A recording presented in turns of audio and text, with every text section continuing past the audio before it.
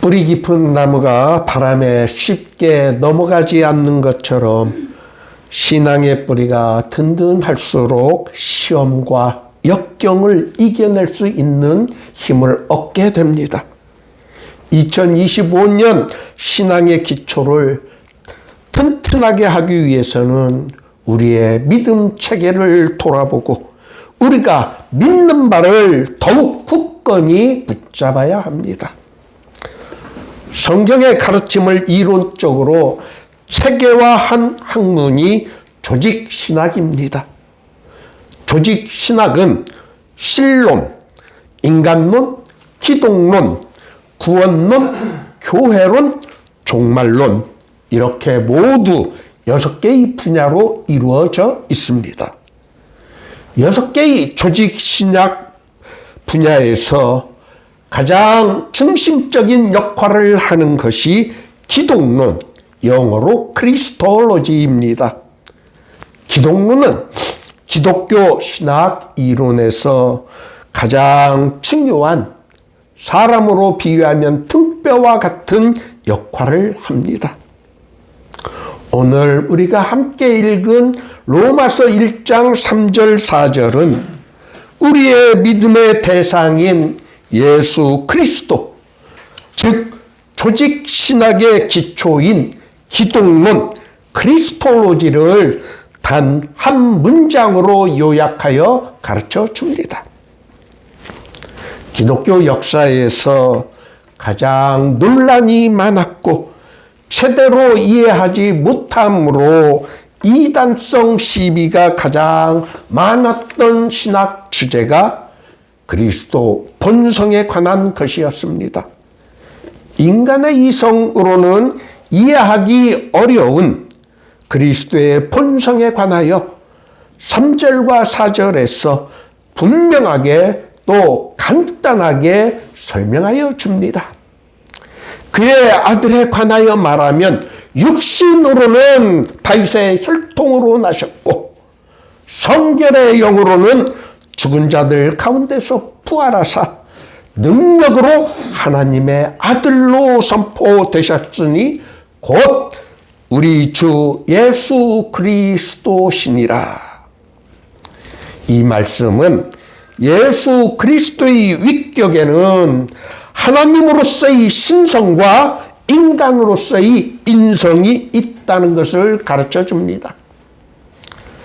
하나님께서 자신의 아들을 인간의 모습으로 이 땅에 보내신 것은 우리를 우리의 죄에서 구원하시기 위해서입니다.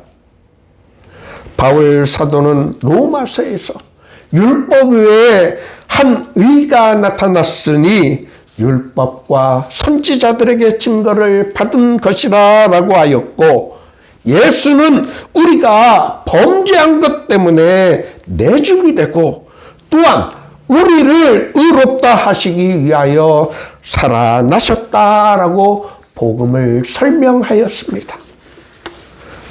우리는 우리의 노력과 공로로 구원을 얻는 것이 아니라 전적으로 그리스도 예수 안에 있는 속량으로 말미암아 하나님의 은혜로 값없이 의롭다 하심을 얻은 자가 된 것입니다.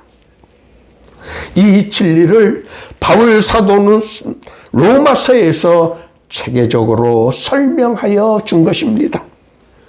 우리가 이 믿음 체계를 인식하고 이 진리를 굳건히 붙잡을 때 우리는 언제나 흔들리지 않는 신앙을 가질 수 있습니다.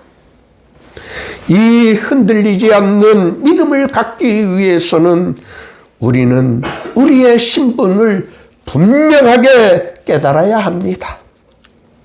교회에 다니면서도 자신이 누구인지를 모르는 사람은 결코 그리스도인으로서의 올바른 생활을 할 수 없습니다. 6절에서 우리의 신분이 무엇이고 우리의 소속이 어디에 있는지 분명하게 가르쳐 줍니다. 예수를 믿고 구원을 받은 사람은 그리스도의 것으로 부르심을 받은 자들이라는 것을 분명하게 가르쳐 줍니다. 우리는 우리의 것이 아닌 예수 그리스도께서 자신의 피로 산 존재들입니다. 이 진리를 바울 사도는 고린도 전서 6장 19절 하반절과 20절에서 너희는 너희 자신의 것이 아니라 값으로 산 것이 되었은즉 그런즉 너희 몸으로 하나님께 영광을 돌리라 라고 하였습니다. 이 세상을 살아가면서 그리스도의 것이 되었다는 것보다 더 큰 축복은 없습니다. 왜 그럴까요? 사람들은 자기의 소유물을 소중하게 여깁니다. 특히 그 소유물이, 그 물건이 높은 값을 주고 산 것일수록 더욱 소중하게 여깁니다. 사람들은 시장에서 아주 싼 값에 산 물건을 그렇게 소중하게 다루지 않습니다. 그러나 비싼 값에 산 명품은 언제나 아끼고 소중하게 간수하고 다룹니다. 하나님도 마찬가지이십니다.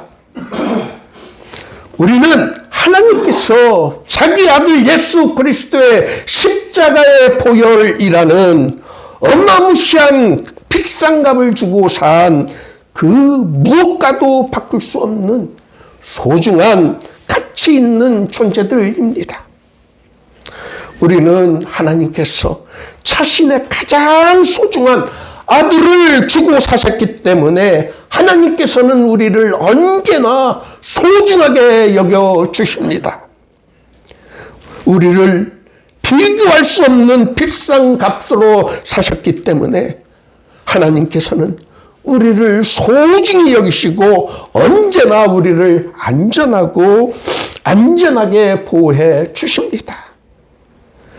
우리는 하나님의 사랑하심을 받고 성도로 부르심을 받은 소중한 존재들입니다. 우리 그리스도인들은 흔한 싸구려가 아닌 비싼 값으로 산 명품 중에서도 가장 비싼 명품인 소중한 존재들입니다. 7절 말씀은 우리가 어떻게 이 세상을 살아야 하는지를 가르쳐 줍니다. 예루살렘 성전은 마당과 성소 그리고 지성소로 구분되고 구별되었습니다. 지성소는 아무나 들어갈 수 없는 아주 거룩한 곳이었습니다. 이 지성소를 가리키는 단어가 히브리어로 코데시입니다.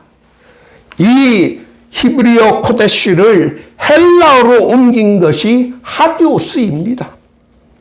성도는 히브리어로 지성소를 나타내는 코데시를 헬라어로 번역한 하기오스입니다. 성도를 헬라어로는 하기오스라고 부르는 것입니다.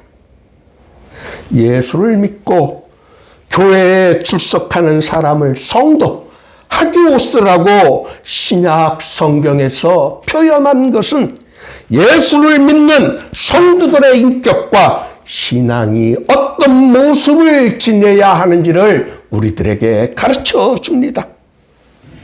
구약에서 지성소는 속된 것, 즉 세속적 가치와 세속적인 요소가 접근해서는 안 되는 가장 거룩하게 구별되는 곳이었습니다. 사람을 사람답게 만든 것은 그 사람이 가지고 있는 인격입니다. 인격을 형성하는 가장 중요한 것은 그 사람이 가지고 있는 자존감과 자부심과 긍지입니다. 자부심과 긍지가 높은 사람은 쉽게 타락하지 않습니다. 쉽게 불의와 타협하지 않습니다. 하나님의 자녀라는 것과 하나님께서 비싼 값으로 사신 존재라는 자부심이 있는 사람은 언제나 자기 자신의 행동을 스스로 삼가고 절제합니다. 여러분들 이 말씀을 깊이 꼭 깨닫고 오늘 모두의 교회 예배에 참석하신 여러분 모두가 우리에게 붙여진 타이틀 그리스도의 것, 하나님의 사랑을 받은 사람, 성도로서 자부심에 어울리는 축복된 삶을 사시기를 예수님의 이름으로 축원합니다.